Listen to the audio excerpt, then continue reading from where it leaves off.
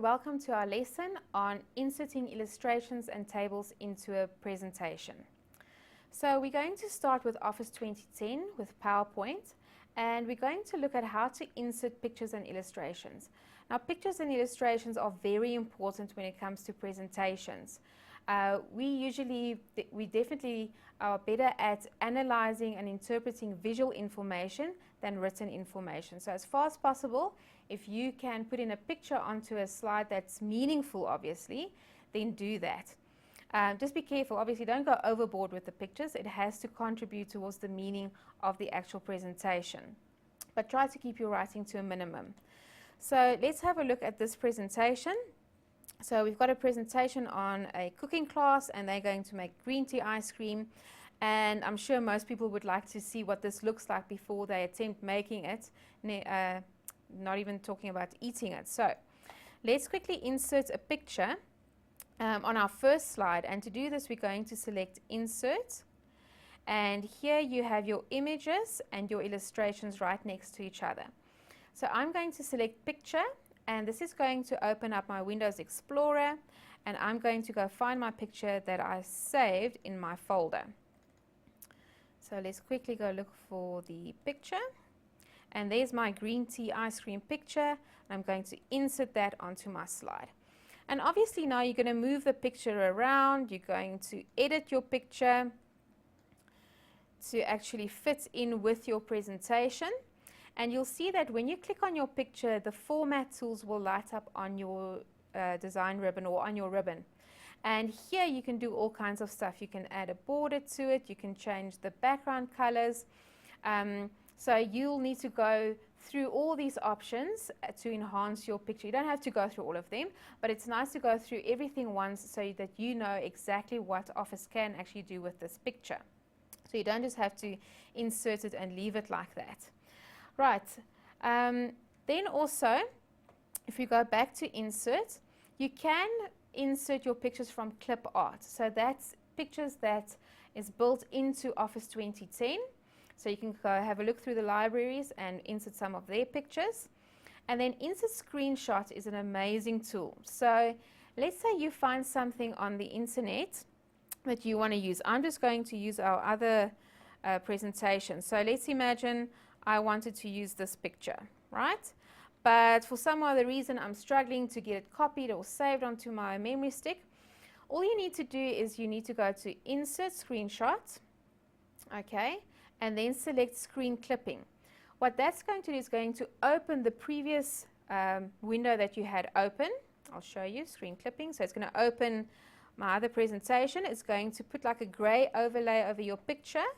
Your pointer is going to turn into a black cross, and now you can go and cut out what you want to copy, and it will automatically insert that into your PowerPoint presentation.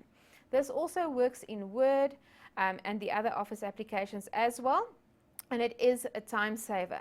Just remember that even though you're saving time and you're probably working quickly and you're copying and pasting from the internet, remember that you have to reference all your pictures that you copy and paste from the internet as well. So don't forget to do that. Right. Okay. Let's quickly go back to our Insert tab again. Then you can also insert pictures from your own photo albums that you've saved onto your hard drive.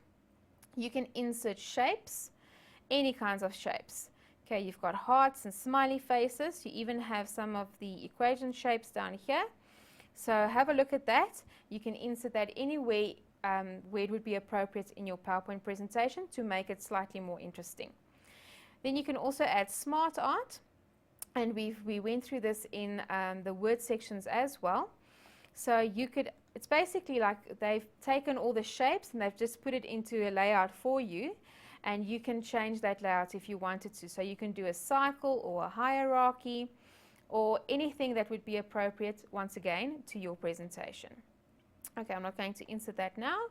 And then you can also insert a chart. So you can also integrate with something like Excel, and you can insert a chart into your PowerPoint presentation.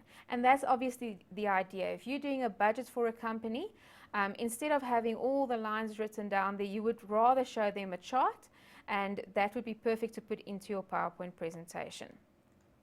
Right, in OpenOffice, I'm just quickly going to go to OpenOffice. Okay, just note that you'll find these options on the Insert menu. Okay, so Insert, and there's my picture option. So you can add a picture from File, so it will open up your Windows Explorer. And then, of course, you can add something like a table as well, and even movies and sound. And you can do the same in Office 2010 as well. These days, you can embed the videos in your actual PowerPoint presentation. And just be aware of this. I see this often at school where people create PowerPoint presentations, they download a clip from the internet, and then they don't actually copy that clip onto their memory stick as well. And they come to school and they run the slideshow and there's no clip. So if you're going to do that, make sure all your pictures, all your sound clips, all your movie clips, make sure that all of those objects have been saved onto your memory stick with your PowerPoint presentation. Otherwise, you're going to be embarrassed. Okay, and also remember that as far as possible, you should use quality images. Okay, we're living in the high definition era now, and you don't really want to have this pixelated picture on your screen.